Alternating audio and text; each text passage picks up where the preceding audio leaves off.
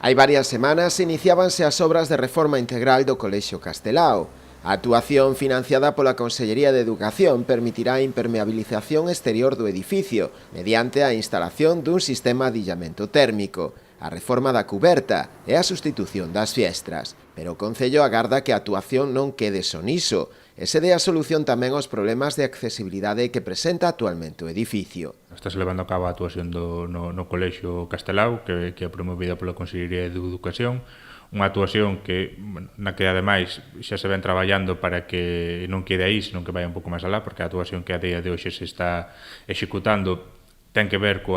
illamento do edificio, con a reforma da fachada da cuberta, pero hai outros problemas que ten que ver con a accesibilidade do edificio e demais que ainda fican pendentes e que tamén se deberán abordar a maior brevidade posible. Pero o Concello ten en marcha ou a piques de iniciar tamén outras actuacións importantes, como son a mellora da cuberta do pabellón municipal, a rehabilitación do edificio do Centro Cultural de Taragoña ou o saneamento de Quintáns, entre outras. Despois hai outras obras como a cuberta do pabellón polideportivo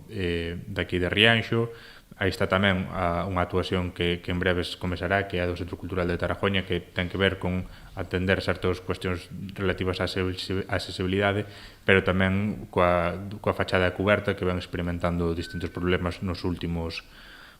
anos. Entón, vanse acumulando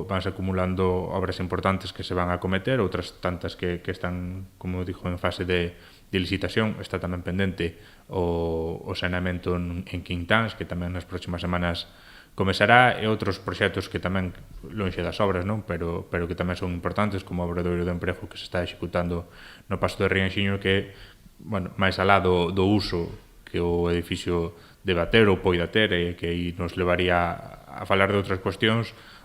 vai quedar a zona, unha zona verde de disfrute para todos os veciños,